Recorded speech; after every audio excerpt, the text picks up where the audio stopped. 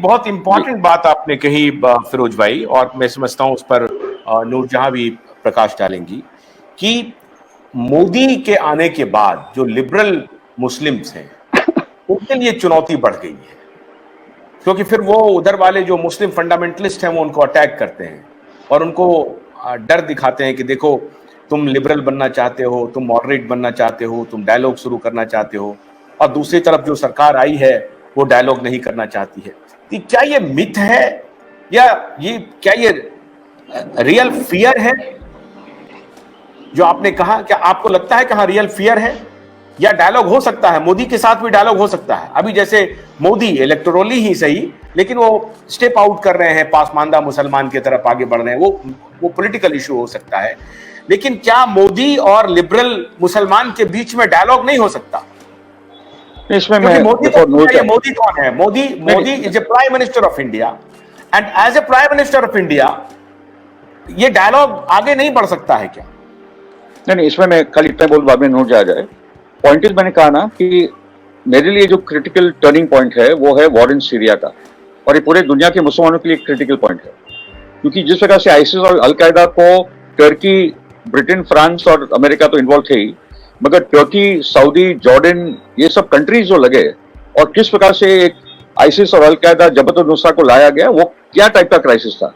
क्योंकि आईसिस जब मारा था वो तो कुरान के आयतों को लेकर आया था, आपके पास उसके जवाब नहीं, ठीक है। So I am saying the turning point came from there, on that point. जब ये तहरीक-ए-तालिबान ने पाकिस्तान में वो बच्चों को मारा था स्कूल में, ठीक है, तब भी उन्होंने कुछ हदीसों का वास्ता दिया था, ये मौलाना को पता नहीं था कि उसका क्या जवाब है। सो ये crisis, Modi is just a phase, that is a different issue. पर मैंने वही बात कही, जब किसान सरकार से बात करेगा, जब मजदूर बात करेगा, सब तो बात करेगा, सरकार है आपकी, आज ये है तो कल और है। तो द पॉइंट इज दैट संवाद पार्लियामेंट में होता है, और मैंने तो वही बोला कि ओवैसी का भी अपना तरीका का संवाद है, सोनिया का भी अपना तरीका का संवाद है, सबका अपना अपना संवाद, शरद पवार सबका अपना संवाद मोदी के साथ चलते रहे। अभी आपने कहा ना कि इनके इस रिजीम के बाद आपको आपके ऊपर अटैक ज्यादा पड़ गए। नहीं, वो तो ठीक है, वो ये रेजिम, मैंने तो इनफैक्ट वो नहीं कहा है, वो बात मैंने नहीं बोली।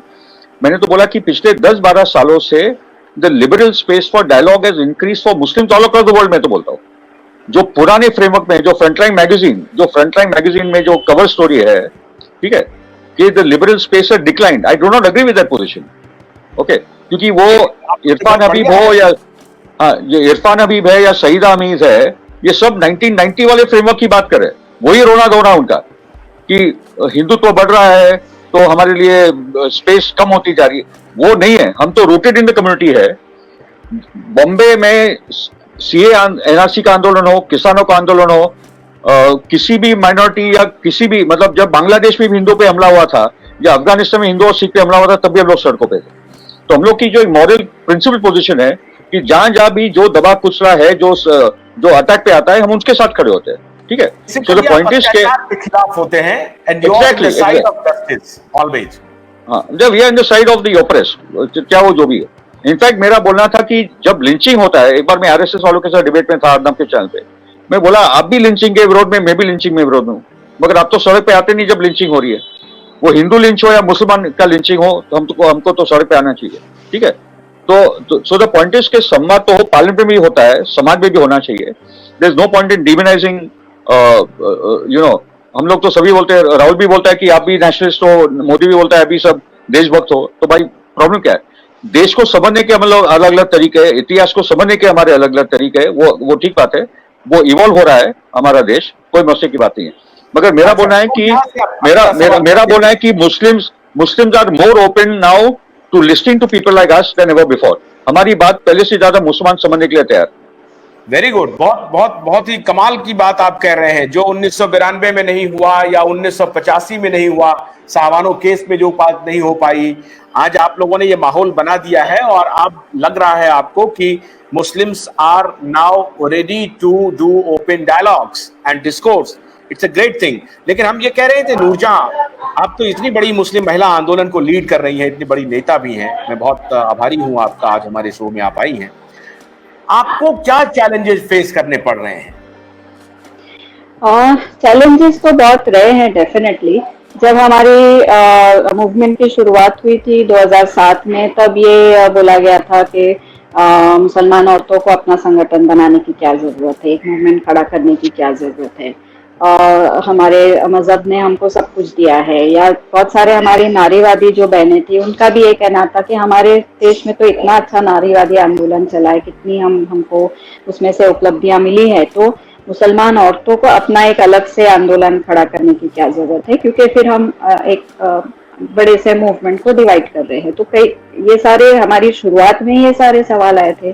फिर ये सवाल आया था कि आप मुस्लिम फैमिली रिफॉर्म की जब आप बात कर रहे हो, तो आपको तो कुरान के बारे में, हदीस के बारे में, रिलीजियस नॉलेज के बारे में आपको तो बात भी नहीं करनी चाहिए। आप तो औरत हो, आपको क्या पता।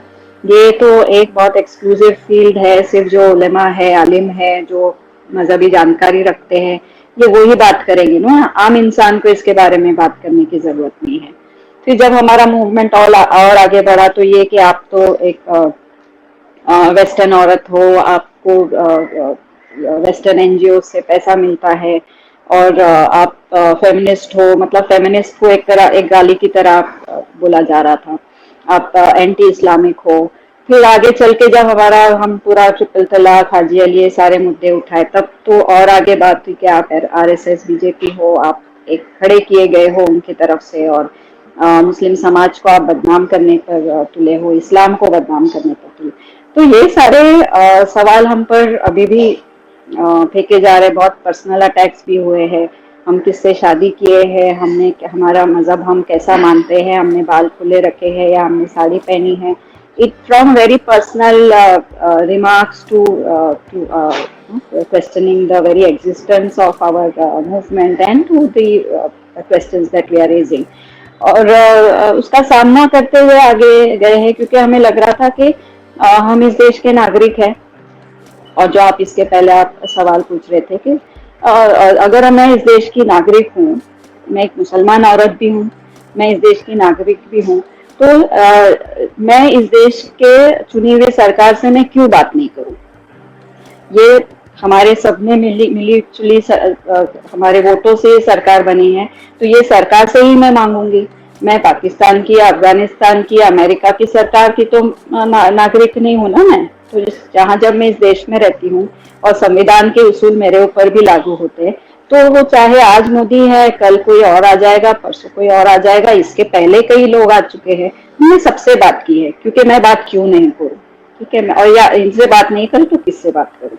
तो ये मेरे नागरिक होने के अधिकार है। और सरकार से और सरकार के जो अलग अलग गुट है, जैसे वुमेन्स कमीशन है, लॉ कमीशन है, जो अलग अलग डिपार्टमेंट्स है, या प्राइम मिनिस्टर्स ऑफिस है, हम पिछले 15 साल से हर सरकार, स्टेट लेवल पर और नेशनल लेवल पर, हम हमारे मुद्दे रखते हुए आए हैं।